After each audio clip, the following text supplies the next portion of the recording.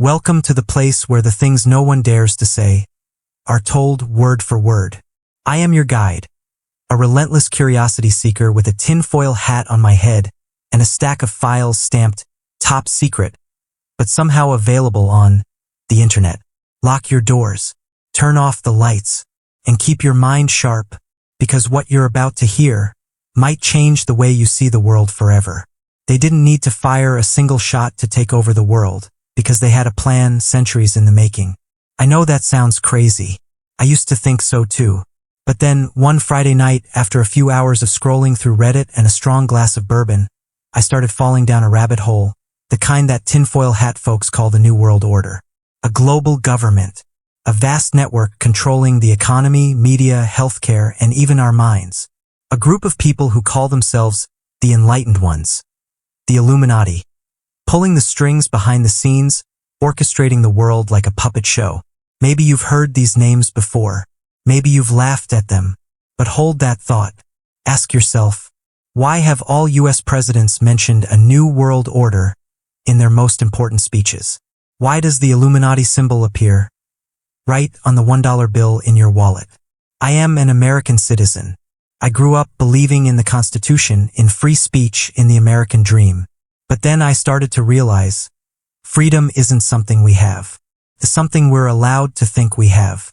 And if what I'm about to tell you is true, then maybe we don't have much time left. I started noticing the little things, the things I once dismissed as coincidences. Why do all major media networks in the US, despite claiming press freedom, report the same stories with eerily similar messaging? Why do global crises, wars, pandemics, economic collapses always lead to the same solution? Consolidating power into fewer hands at higher levels. One night, I randomly rewatched George H.W. Bush's 1991 speech, right as the Cold War was ending. He said, "We have before us the opportunity to forge for ourselves and for future generations a new world order. A world where the rule of law, not the law of the jungle, governs the conduct of nations." That sent chills down my spine. Not because of the words themselves, but because of how he said them, calm, casual, as if the whole world had already agreed, and all that was left was for us to get used to it. I started gathering documents, old books, banned podcasts, conspiracy-labeled blogs, even PDFs discreetly shared via encrypted emails. The same names kept appearing. Bohemian Grove, Skull and Bones, the Trilateral Commission, Bilderberg, CFR, organizations that most Americans know nothing about. Yet they shape national policies, global economies, and even wars. So I asked myself, if the Illuminati is real, where are they? And is the so-called New World Order just a theory or a well-orchestrated plan coming to light? If they, the shadow rulers, do exist, what do they really want? Not money. They already have it all. Not conventional power. They create governments. They don't answer to them. So what are they after? A global system where everything is monitored, controlled, and pre-calculated?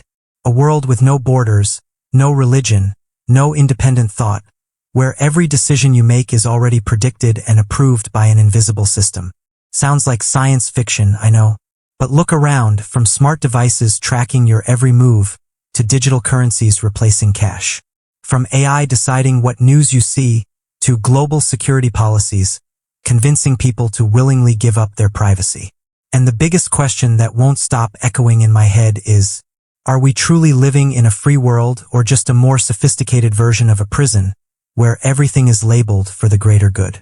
If the Illuminati is real, and if the New World Order has been in the works for centuries, then do we, the ordinary citizens, have any chance to resist? Or are we waking up too late? If you think the Illuminati is just a bunch of teenage hackers in a basement, painting all-seeing eyes on their walls, then you've only scratched the surface. The truth actually begins in 1776, in Bavaria, modern-day Germany. It was a pivotal year not just for American history, but for those who pay attention to strange coincidences. While the U.S. was declaring independence, across the Atlantic, a young law professor named Adam Weishaupt was secretly forming a society with an odd name, Illuminati, meaning the Enlightened Ones. Weishaupt believed that organized religion, monarchy, and superstition were shackles keeping humanity in darkness. His goal was not just to reform society, but to change the entire world order from the inside out, from the top down. In theory, it sounds noble, but what happened next took a dangerous turn. The Illuminati started recruiting intellectuals, elites, politicians, people with power and influence in 18th century Europe. They operated in secrecy under multiple layers of disguise, structured like a military organization with hidden ranks. Strangely, within just a decade, the Bavarian government ordered the Illuminati to be completely dismantled. Official records state that the group no longer existed. But this is where things got suspicious. Many members allegedly fled to other countries, infiltrating larger secret societies like the Freemasons, an organization that, to this day, still exists across America and the Western world. And that's where a timeless theory was born. The Illuminati never disappeared. They simply changed shape, hiding under different names, continuing their global domination plan, generation after generation. If that is true, then this group is not just a secret society. They might be the architects of the current world order. As I dug deeper, one name kept appearing, like a shadow following the course of modern American history: David Rockefeller. One of the most powerful men of the 20th century, Rockefeller was not just a financial mogul. He was also the founder or benefactor of nearly every organization accused of being the mastermind behind the New World Order: the Council on Foreign Relations, CFR, the Trilateral Commission, and perhaps the most mysterious of all, the Bilderberg Group. He once wrote in his memoir, published in 2002, "Some believe that we, the Rockefeller family, are part of a secret cabal working against the best interests of the United States. If that is the charge, I stand guilty, and I am proud of it." I read that sentence over and over. This was not a denial. It was an admission with pride. Since the 1950s, Rockefeller's group has organized secret meetings among Western elites, politicians, bankers, media executives, with no press, no public statements, no recordings. These meetings take place once a year in remote resorts in Europe or North America, and always include names that are all too familiar to Americans, from Henry Kissinger and Bill Clinton to Jeff Bezos. Another pivotal event happened in 1991. At a Bilderberg meeting, David Rockefeller stated, "We are grateful to the Washington Post, the New York Times, Time Magazine, and other great publications whose directors have attended our meetings and respected their promises of discretion for almost 40 years. If they had not done so, we could not have developed our global plan." Pause and think about that. One of the most powerful families in America thanking national media for not reporting on their secret meetings. As I traced the organizations Rockefeller created or funded, a pattern began to emerge, a web of influence intertwining banks, governments, NGOs, and the media, and they all pointed to a central idea: a world without borders, ruled by a single global government. And if he wasn't even trying to hide it, then the real question is, why hasn't anyone warned us? I grew up in a small Midwestern town, where every Monday morning began with the Pledge of Allegiance, hand over heart, eyes on the American flag.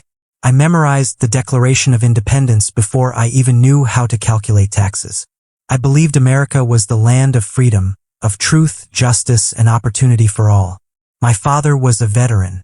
He fought in Vietnam.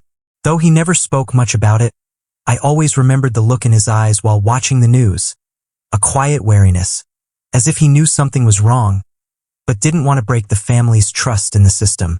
And me? I believed in the system. I believed that if mistakes were made, they were just a few bad apples. That if something went wrong, the government would fix it. That the media, despite its biases, was still the last line of defense for the truth. I believed the dollar was strong. That elections were fair. That the FBI, CIA, and NSA, despite their secrecy, were still working in the best interest of the people. I believed that despite the chaos, the world was still run by men and women with conscience. Until I started connecting the dots, and realized that maybe the American dream I had grown up with was never really mine. Maybe it was just a dream that was designed, programmed, and drip-fed through generations to make us willingly accept our roles in a game where we don't even know the rules. And when I started looking at America through that lens, everything around me began to change. The day everything changed for me was September 11th, 2001. I remember it clearly. The sky over New York was a perfect crystal blue. I was making coffee when my mother called out, "Turn on the TV, now." I switched to CNN, and the first thing I saw was a tower in flames. Then, just minutes later, the second plane crashed into the South Tower, live in front of millions. The entire nation froze in horror. But after the initial shock, I, like most Americans, felt an overwhelming patriotism. We were attacked. We would strike back. And I trusted the government to protect us. But then, as the years passed, questions started to arise. And they wouldn't go away. Why were no fighter jets scrambled in time, despite the US having the most advanced air defense system in the world? Why did 3 World Trade Center buildings collapse at freefall speed, resembling controlled demolitions, especially WTC-7, which wasn't even hit by a plane? I came across a report that Larry Silverstein, the owner of the WTC complex, had said on PBS, "We decided to pull it." What did he mean? Pull it? A skyscraper? In a matter of hours? And then I discovered he had just purchased insurance for the entire WTC site weeks prior, specifically including terrorist attack coverage. After the attack, he sued for double compensation, arguing that 2 planes meant 2 separate attacks. The payout? $4.55 billion. I was speechless. I also once believed that bin Laden was behind it all. But when I looked into the long-standing ties between the bin Laden and Bush families, from investments to oil projects, I started feeling like Neo in the Matrix, having just swallowed the red pill. To me, 9/11 was no longer just a tragedy. It was a trigger, the justification for everything that followed. The Patriot Act, the Middle East wars, the expansion of NSA surveillance, and the transformation of national security into a tool for mass control. And then I started to wonder, was the worst terrorist attack in American history really orchestrated by outsiders? Or was it an inside job, a carefully crafted plan by those in power, for a purpose we were never meant to understand? From that day on, I never looked at the American flag the same way again. I still love this country, but I'm no longer sure that those running it love us. I started like everyone else, with Google and a strong cup of coffee. The first few nights, I just wanted to understand better. Why did WTC-7 collapse? Why didn't the military respond faster? Why were people who asked questions labeled as crazy conspiracy theorists? But the more I dug, the more I got pulled into a web of names, organizations, money trails, and stories that could not simply be coincidence. I discovered something called the Project for the New American Century, PNAC, a policy think tank with members like Dick Cheney, Donald Rumsfeld, and Paul Wolfowitz. In a document published in 2000, just a year before September 11th, they wrote, "The process of transformation in America will be a long one, absent some catastrophic and catalyzing event, like a new Pearl Harbor." I read that line over and over again, and I wondered, was the new Pearl Harbor the very thing America witnessed on September 11th? I started buying books. Not wild conspiracy books, but works written by investigative journalists, former intelligence officers, even ex-government officials. I read The Shadows of Power by James Perloff, Crossing the Rubicon by Michael Ruppert, a former LAPD officer who later became a whistleblower. I didn't just read, I took notes, I drew diagrams, I mapped out connections between the CFR, the Bilderberg Group, the Gates Foundation, the World Health Organization, the IMF, the WEF, and the United Nations. And then I realized something that sent chills down my spine. It's not that people don't see the truth. It's that they don't want to see it. Because this truth doesn't just shake your faith, it demands that you act. And that action could cost you friends, your job, even your freedom. I started joining anonymous forums, places where people like me, once normal, once trusting of the system, were now searching for answers. An anonymous user sent me a link to a leaked Bilderberg document. I opened it at 2 a.m. It detailed a plan for a global digital currency, a Chinese-style social credit system, and a world government coordinated by multinational corporations. Couldn't sleep that night. I knew I had stepped into dangerous territory. But once you see the true face behind the mask, you can't pretend you didn't. I no longer searched for comfort. I searched for truth, and I was willing to pay the price for it. At first, I thought I was just one insignificant person looking for answers. I had nothing to lose, I wasn't famous. I didn't work in government. I was just an ordinary American asking questions. And yet, the first public post I shared about 9/11, a 12-page analysis with full citations, was deleted from Facebook in less than 6 hours.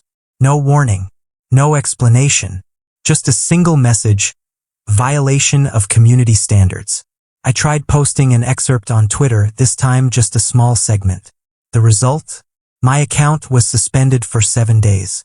An old college friend, who worked in PR, messaged me privately, "Hey, be careful. You're playing with fire. Some things are better left alone." I laughed it off. But a few days later, a black SUV was parked outside my house. No front license plate, dark-tinted windows. It sat there for 3 hours before silently driving away. I told my wife. She didn't believe me. She said I was information overloaded, that I needed to stop and take a break. My colleagues? Some mocked me. One even laughed out loud during lunch. "Hey, look, it's our very own Alex Jones." I became a joke. But I wasn't angry. I was just alone. Once you start seeing the bigger picture, everything around you, from the news, advertisements, movies, textbooks, even the dialogue in a Marvel film, starts to feel different. They're no longer just entertainment.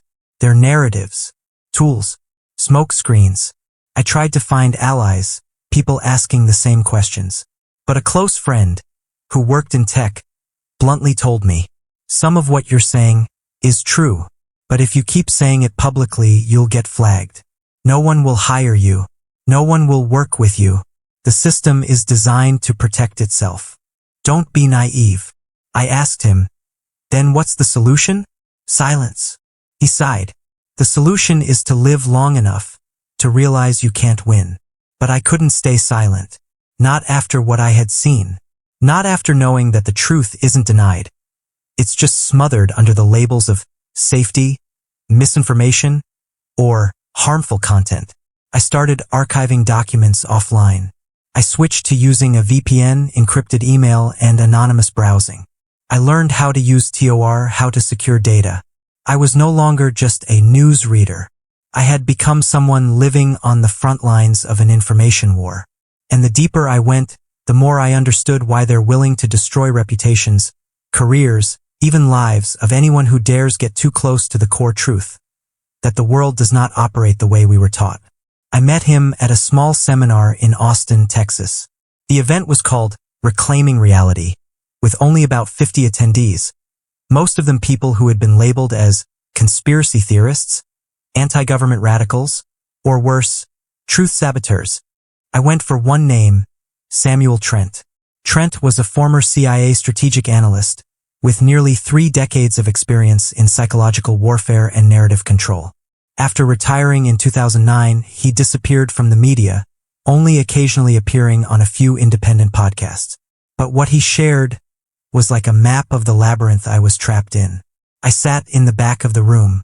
When he stepped onto the stage, thin, silver-haired, with eyes sharp as knives, the entire room held its breath. "You don't need to believe me," he said. "You only need to look back at the last 50 years and ask yourself, who really benefits?" He spoke about global crises that never arise naturally. They are always orchestrated or, at the very least, exploited to accelerate an agenda. And he laid out something I had never dared to consider.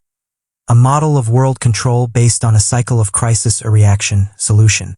Crisis. A terrorist attack, a pandemic, a financial collapse. Reaction. The public panics, pleads with the government for order. Solution.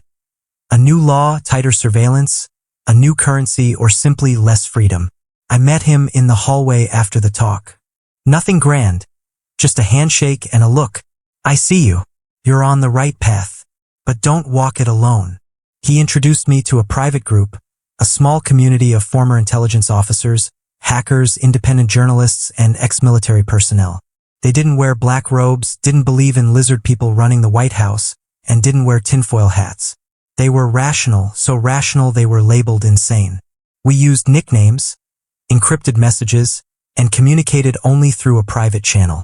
I was given access to unpublished documents, leaked UN reports, and studies on mass psychological manipulation developed by the Tavistock Institute. They showed me that the global control system was no longer a theory, it was a step-by-step program with timelines, funding, and objectives. And for the first time in years, I was no longer afraid. I saw clearly. I understood that the world I once believed in, with independent governments, free economies, and democratic institutions, was just a mask.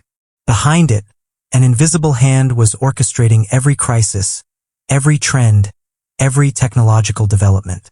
I was not alone, and I no longer had doubts. Now I was certain what they call the New World Order is not a conspiracy theory. It's a plan, and it has already begun. I sat in my small office, the glow of my laptop screen reflecting off my face, my eyes bloodshot from countless sleepless nights. In front of me were hundreds of PDF files, screenshots, leaked documents, maps, and network diagrams, all compiled into a project I called Nexus, the System of Domination. I used to believe that every major event was random, that 9/11 was terrorism, COVID-19 was a natural disaster, the 2008 financial crisis was the result of greed. But then I noticed something strange. After every crisis, power became more centralized. Freedom diminished, and the public was nudged closer to accepting a global system. I looked back. On 9/11, the Patriot Act was passed. Mass surveillance became normalized. In 2008, too big to fail banks were bailed out, while ordinary people lost their homes and jobs. COVID-19, global lockdowns, vaccine passports, QR codes became mandatory for movement. The Ukraine war, Gaza conflict, South China Sea tensions. Continuous global instability, just enough to keep the public distracted with fear, with no time to ask bigger questions. I connected the dots, and at the center, the same names kept appearing. The Bilderberg Group, secret meetings between billionaires, politicians, CEOs, and military leaders from the West. WEF, World Economic Forum, where figures like Klaus Schwab openly talk about the Great Reset and the Fourth Industrial Revolution. A Gates Foundation, Rockefeller Foundation, Open Society Foundation, charitable organizations controlling budgets larger than small nations. IMF and World Bank, economic weapons used to dictate policies in dozens of poor countries.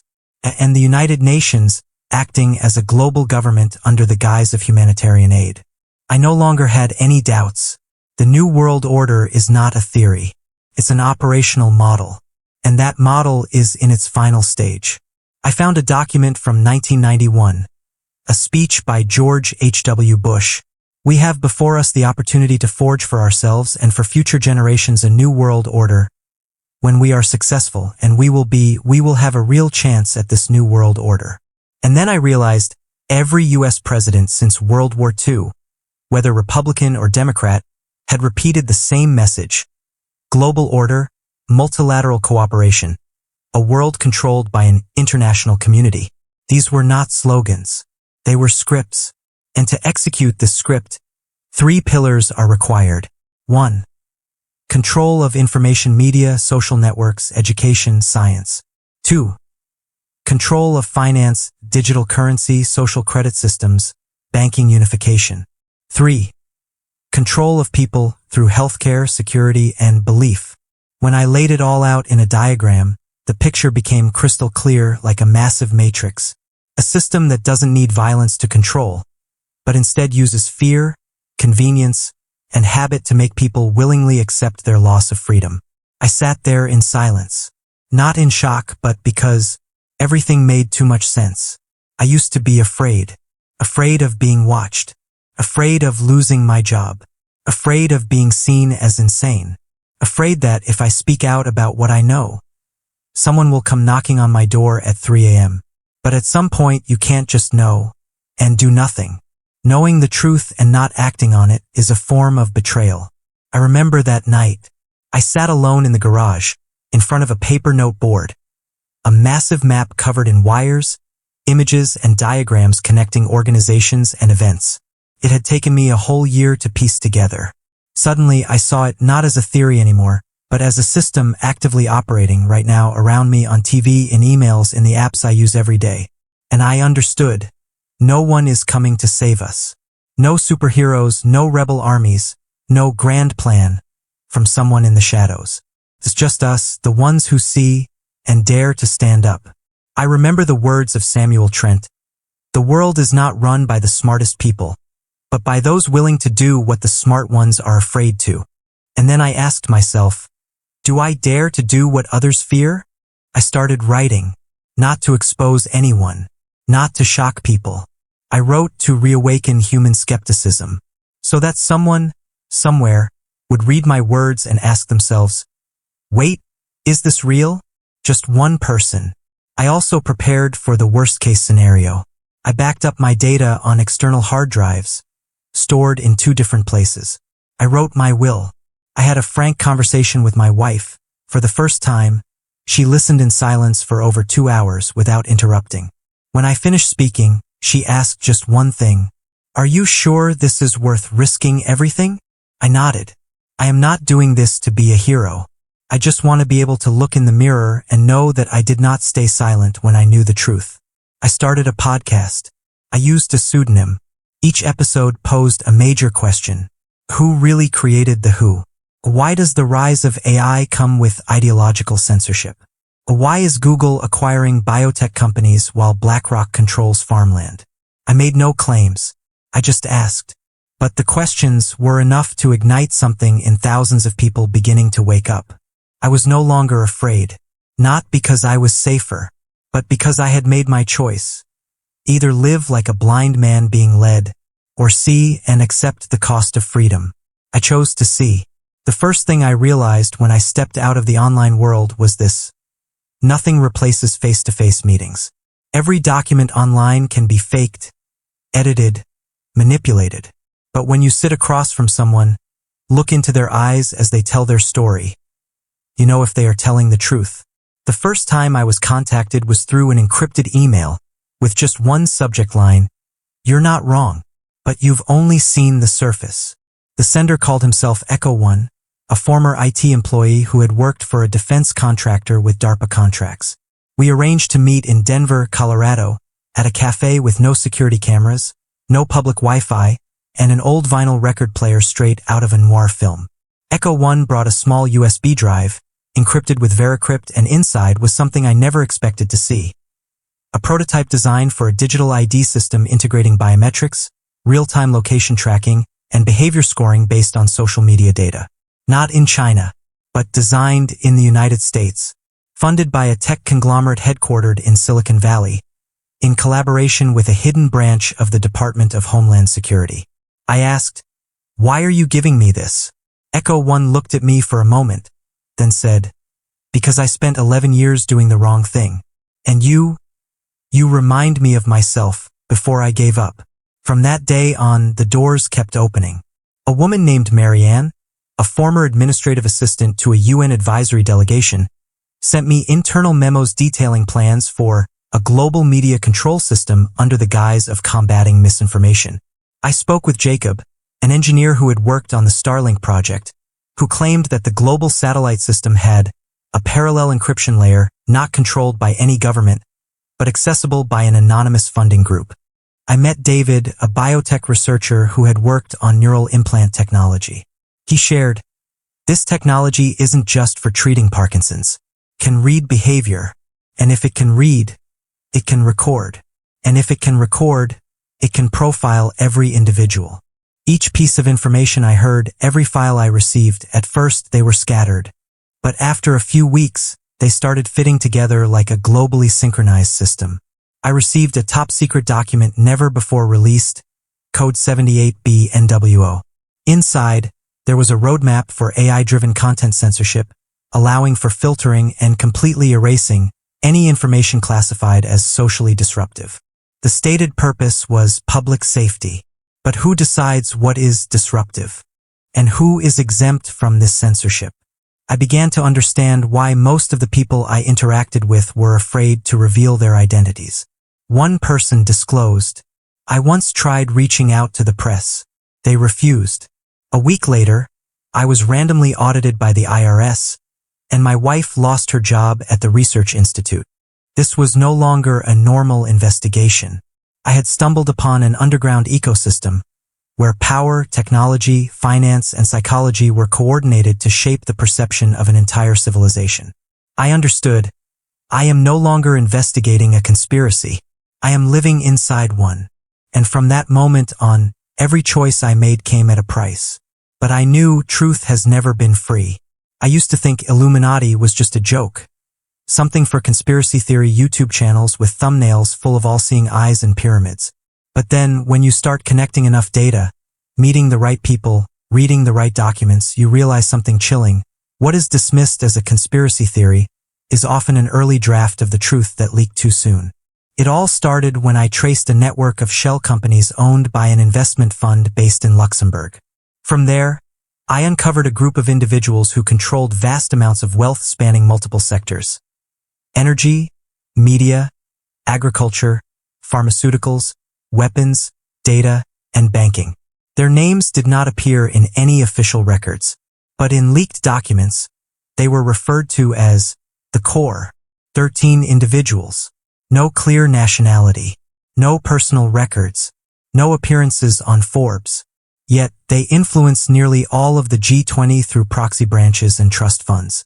An anonymous source provided me with a copy of an internal memorandum from the Club of Rome dated 1976, which outlined a 50-year plan to engineer controlled global crises, erode public trust in traditional democratic states, push people toward the voluntary acceptance of an unelected global government. When I asked about the name Illuminati, the source smiled. That name is for the public. Internally, they do not call themselves the Illuminati. They are the architects.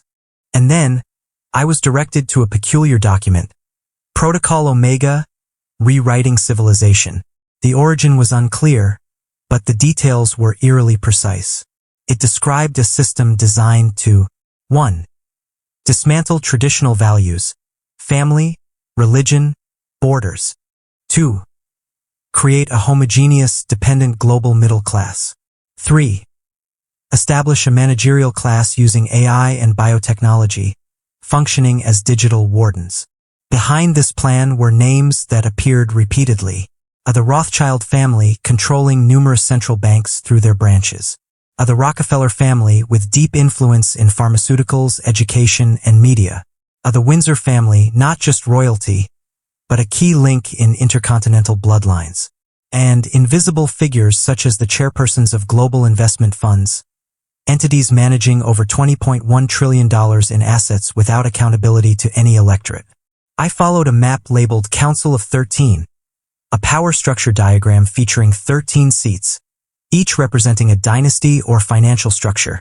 All of them were connected to branches such as the Council of 300, the Trilateral Commission, the Bilderberg Group, and a highly classified faction codenamed OI, short for Ordo Imperium. According to the data I obtained, this group does not operate as a government but rather as a board of directors for a vast corporation, where the planet itself is the asset. They do not care about democracy or dictatorship. They care only about efficient management. I once believed that a control system would come in the form of an overtly totalitarian regime. But in reality, the system is being built under the guise of convenience, security, and progress. I remember the words of one final source, a man who had attended a private meeting in Switzerland, where there were no recordings, no press, no national security services. He said, "Imagine the world is a ship. We, the ordinary people, live in the passenger cabins arguing about politics, race, gender. Meanwhile, the cockpit has long since been taken over." I asked, "Who is in the cockpit?" He simply replied, "Not who, but what. A system, a collective intelligence, a design. And now, it cannot be stopped." I used to think world control happened at the highest levels, at global summits, military contracts, suits gathered around conference tables. But after months of digging, I began to understand. It does not happen at the top of the tower. It happens in the basement. There, they do not need to put handcuffs on you. They only need to make you put them on yourself. I started tracing seemingly unrelated phenomena, from mainstream cultural movements and social media trends, to the emergence of popular symbols in movies, music, and even children's books. A pattern began to emerge, and it made my hair stand on end. I discovered an internal report from a major media corporation suggesting that perception-shaping content must be packaged as entertainment and repeated at least 7 times within 6 weeks to create cognitive familiarity. Don't believe it? Think about it. The Pyramid and I, from music videos to architectural design.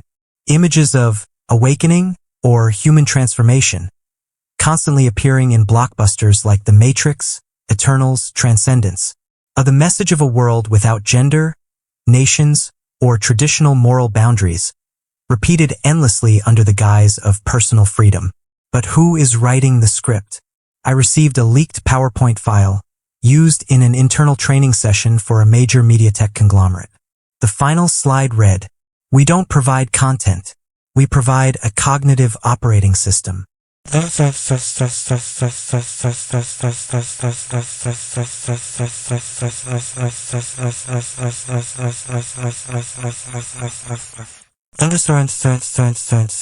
And then religion. I'm not talking about erasing religion. I'm talking about redefining it. Many major churches today receive funding from organizations linked to the World Economic Forum. Sermons are gradually avoiding the concept of sin, replacing it with mental well-being, self-acceptance, and universal energy alignment. In parts of Europe, there are proposals to introduce AI-powered digital spiritual guides, where you can confess via an app. I reached out to a former creative specialist at a major gaming company, someone who designed characters and storylines for an extremely popular game. He said, "We received a brief from an unnamed division. The only directive was, build a world where all traditional structures collapse, and the player feels comfortable in chaos." I asked, "Why?" He replied, "Because when you get people accustomed to chaos, they will beg for a system of control. And that's when they arrive as saviors."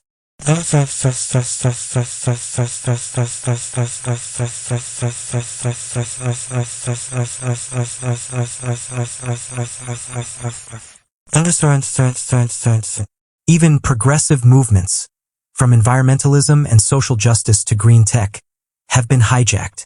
A nonprofit that once received funding from major investment funds ran a campaign titled, "One World, One Mind."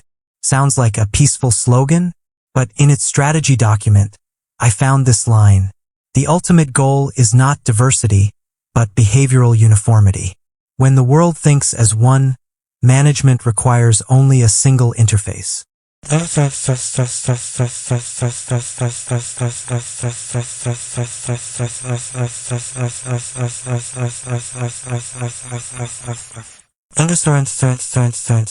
And then technology. I received a UX user interface file from a prototype next-gen social network, secretly developed by a team formerly from OpenAI, Meta, and ByteDance. It featured an AI module called Mirror, capable of automatically curating content to reflect a user's ideal self-image, making them believe they were being heard and validated, even if their entire feed was a simulation. No need to ban you, just make you assimilate yourself. When I presented my findings to a behavioral science professor at MIT, he quietly said, "You are exposing something the modern world tries to forget. The most effective control is when the victim loves their chains."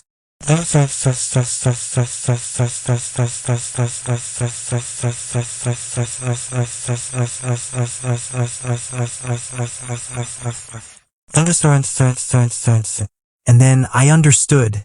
The conspiracy is not in the shadows.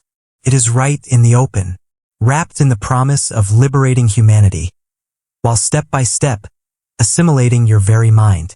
There is a moment in life when you are no longer just investigating. You begin to see.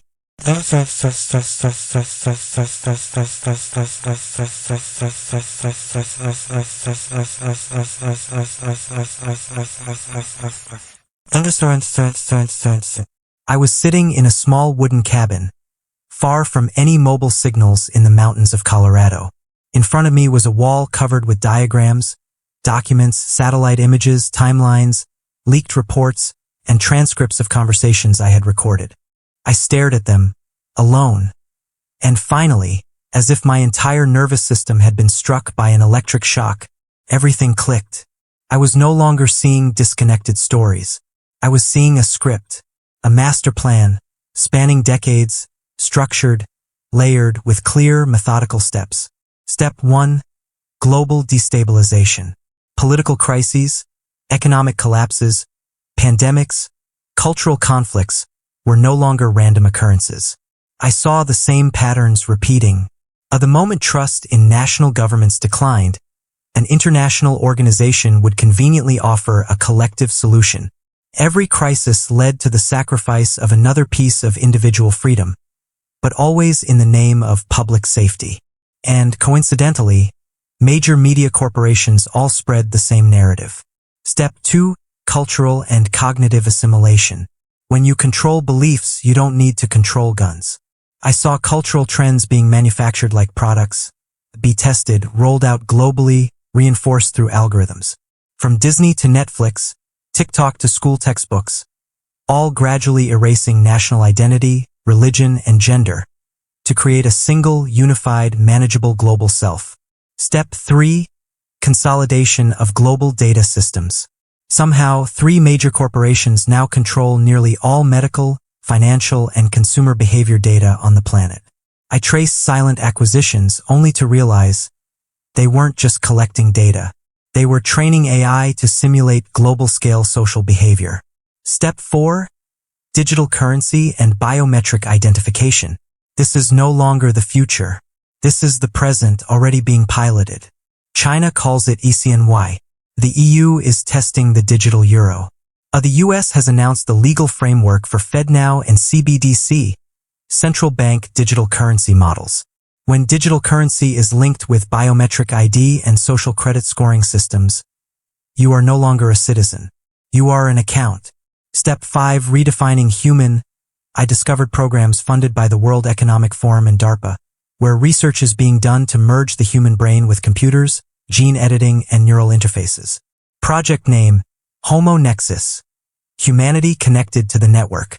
Idea, humans don't need democracy. They just need optimal algorithms. As I connected these pieces, a picture emerged. The new world order is not a global government. It's a non-national, non-political, non-human control ecosystem. It's the convergence of financial elites not tied to any flag, artificial intelligence strong enough to coordinate society, pop culture designed to lull, a generation that believes freedom is having many choices in a menu created by others. And the most painful realization is, I've been part of this system for a long time. I once believed I chose freedom, but it turns out all the freedom I had was already chosen for me. I remember a line from an internal document of a think tank that funded many global policies. When people are tired of chaos, they will willingly give up their freedom in exchange for systematic management. At that moment, I was no longer an investigator. I was a witness, and now I'm a whistleblower. I thought I was ready. After everything I had laid out, the data, documents, witnesses, clear logic, I thought the truth would speak for itself. I thought people would listen. I was wrong. A week after I sent a comprehensive report to 3 major newsrooms in DC. No thank you messages, no email responses, but 3 calls from 3 old friends in the journalism industry, each with the same warning. You'd better stop. This is not something you should get involved with. One of them, an experienced journalist I worked with on an investigative project in 2017, whispered on the phone, "Do you remember Jason? The one who investigated illegal funding networks in Syria? Yeah, the last time I met him, he said exactly what you're saying, and then disappeared. He only left behind a handwritten note. Not everyone should know the truth." I laughed it off, thinking it was just a scare tactic, until I realized that my laptop, which had been turned off and locked in my bag, turned on by itself when I got home. A new file appeared on my desktop. It had no name. When I opened it, there was only one line. "You are being watched. This is your first and last warning." I froze. I live in the US. I believe in freedom of speech in the First Amendment. But at that moment, I knew there are things beyond the Constitution. There are forces the law has never been written to deal with. 3 days later, my bank account was temporarily locked due to suspicious activity. My email account was accessed illegally from an IP address in Geneva. My girlfriend, who had nothing to do with this, received an anonymous message with a photo of me at an off-the-record meeting with a whistleblower. They don't kill you. They destroy parts of your life until you step back. I began to think, is it worth it? Why am I doing this? I could go back to being a freelance writer doing culture podcasts like before. No one was forcing me to be the one to bring the truth to light. And above all, I was tired. So tired that I just wanted to throw all the documents into the fire, delete all the notes, and go back to being an ordinary American citizen. Paying taxes, raising a dog, gardening, waiting for football season. But then something happened. One night, I came home and found a brown envelope at my door. No return address. Inside was a small USB. When I plugged it in, I saw a short video, filmed from a hidden camera at a closed-door conference in Davos. In the video, a man, whom I identified as the CEO of a large biodata corporation, was speaking before a closed group. The project is in its final stage. With just one more crisis, we can establish a global standard for behavior, finance, and anthropology. After that, humanity will officially operate on an operating system. And he ended with a line I will never forget. History will not remember the rebels. History will only remember those who write it. I closed the video, sat in silence. Then I understood. If I stay silent, I'm not just allowing them to control the world. I'm giving them the power to rewrite reality. Right then I knew I had no choice. The truth may be dangerous, but living in lies is even more dangerous. I turned on the recorder, opened the notes file, and I began telling the whole story from the beginning. No cuts, no fear, no hiding, because if I disappear, at least someone will remain to hear it. There's an old quote from Thomas Jefferson that I once saw on a coffee mug at a small shop in Vermont. When tyranny becomes law, rebellion becomes duty. At that time, I thought it was just an old slogan for conspiracy theorists and gun enthusiasts. Now I understand. It's not just a slogan. It's a moral choice. I spent my whole life believing in the system, believing that despite its flaws, in the end, justice and transparency would prevail. But what I discovered changed everything. And if I don't act, I am no longer an American. I am just an obedient link in a nameless global machine. I started with my own community. I organized a small talk at the local library called Freedom and Technology. What are we losing without even realizing it? No talk of the Illuminati. No mention of the New World Order. No assumptions. I just shared data, facts, timelines, and asked questions. At first, there were only 7 people. The next week, there were 18. Then 34. And then, one of them was a lawyer. Another worked in cybersecurity. Someone else had served in the military. I didn't find warriors. I found citizens. With conscience. With reason. With a thirst for the truth. We began organizing small workshops, teaching how to research open data, how to read laws about surveillance technology, how to check bills that were being sneaked into Congress. We began writing to state representatives, sending public petitions. One member of the group even created a blog called libertydecoded.com, where they compiled all verified documents, broken down and made easy to understand for the public. I knew they were watching. I knew someone was taking pictures of us from afar.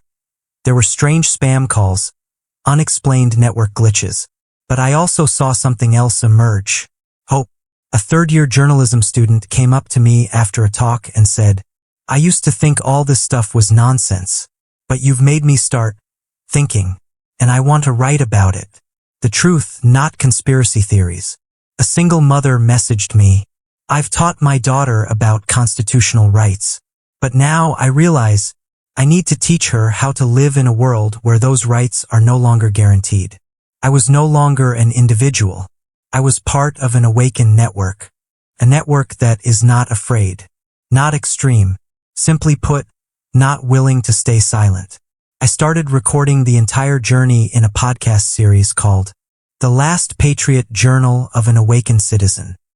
I share not to fight against, but to awaken, Because if we, ordinary Americans, don't speak up, don't connect, don't resist the covert control, then the New World Order won't need to announce anything. It will quietly operate like a software update, and when you realize it, everything you once called freedom will be gone. And when I faced the final question, is it worth it? I thought of my ancestors, those who left Europe in search of freedom. I thought of the soldiers who sacrificed their lives on American soil and around the world to protect democracy. And I answered, yes, if no one else does it, then I will. I clearly remember that moment, 9:13 a.m., July 4th, Independence Day. My podcast, The Last Patriot, had released its 12th episode. The topic, from RFID to digital ID, we are being tagged like cattle without knowing it.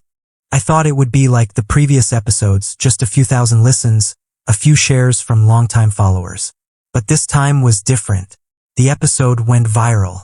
Not because my voice was more engaging or the sound was better mixed, but because of a horrific coincidence. That morning, a draft federal law about the National Biometric ID leaked to the press. It had never been publicly announced, had no hearings, no discussions. It required all American citizens aged 5 and older to have a digital profile linked with facial data, consumer habits, and basic medical information. Who's behind it? A private company in collaboration with the Department of Homeland Security, whose advisory board is linked to at least 4 individuals who appeared in my Illuminati documents. That coincidence exploded like a bomb. Twitter exploded. The hashtag #LastPatriot hit #1 trending within 6 hours. CNN reported it. NBC reported it. Even Fox News, with a contrasting viewpoint, invited me on air. But I refused them all. Instead, I appeared on a live stream with the 10 biggest independent creators across different social media platforms: YouTube, Rumble, Substack, TikTok. We titled the live stream, "This is no longer a conspiracy theory. This is the truth they don't want you to see." 4.2 million views in the first 24 hours. Thousands of emails flooded in. Some were thank you notes. Some were full of fear. And some were stories of even worse things. People who had worked in tech companies, worked with the government, witnessed deep data projects that had never been made public. One person, a former data analyst from Fort Meade, messaged me, "I used to think I was just a link in the chain. But after watching your live stream, I realize I could be a witness, and I'm ready to come forward." I made a call. If you are an insider, speak out, not for fame, but to preserve a future for our children. And then, the unexpected happened. On July 15th, a large-scale cyber attack targeted 3 data centers of the company managing digital IDs. No group took responsibility. The government declared it was foreign sabotage. But we knew better. No one had hacked the system. It was a whistleblower from within who had uploaded all the data to a hard drive and made the entire system's structural records public, showing financial links to organizations with Illuminati signs. The document was titled, Project Omega, Preparing for the New World Order, Phase March 5th. The public could no longer ignore it. A wave of peaceful protests spread, from universities to city centers. No burning, no violence. Just American citizens, holding signs with the words, "We see you now." I sat in a small room at home, live streaming from an old laptop, reading every piece of news. Part of me was still scared, knowing they could strike at any moment. But I also knew we had reclaimed what they feared most: light. When darkness is illuminated, even a small crack, it's no longer a safe place for manipulators. This is not the end. This is just the beginning. Because when you pull down the mask, you must be ready to face the true face of those who control the world. If you're still watching, I want you to know one thing. I am not a hero. I am just an American citizen. A father, a neighbor, someone who once thought that paying taxes, voting, and following the law was enough to keep this country standing. But the world doesn't operate on goodwill. It operates on power. And if you don't know who holds the power, then you're not truly free. When I started this journey, I didn't expect to change the world. I just wanted to understand why things were increasingly wrong. Why are we being watched 24/7? Why do tech companies know more about my child than I do? Why do important laws pass quietly without anyone noticing? I thought, maybe I was just worrying too much, but it turns out I wasn't alone. Every email you send, every comment you leave, every share, every conversation at the dinner table, every skeptical glance when you hear a news report, all of it is part of the democratic immune system. We once thought the virus came from outside, but in reality it had already infiltrated the system long ago. From small symbols on coins to global charity organizations to neutral politicians, and the Illuminati isn't a mythical secret society. It's a network, culture, a structure of power that operates in secrecy, but is incredibly effective. But do you know what is stronger than power? Light. The light of knowledge, of asking the right questions, of an ordinary person who dares to no longer stay silent. I don't need you to believe me. I just need you to ask one question. If this is true, what will I do? I don't know what tomorrow will bring, because now the truth is no longer in my hands. It's in yours. If you find what I've shared worth considering, spread it. No need for noise. No need for rebellion. Just ask questions.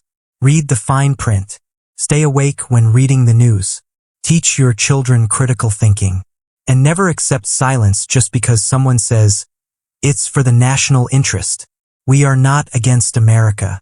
We are protecting America from unelected forces with no flags, but with the power to manipulate an entire generation. I am an American. What about you? Thank you for listening. This story is not over. It has only just begun. Disclaimer. The story below is a fictional work based on personal speculation, public information sources, and the storyteller's independent research process. Any coincidence with real organizations, individuals, or events, if any, is purely coincidental. The content is not meant to draw conclusions, defame, or incite illegal activities.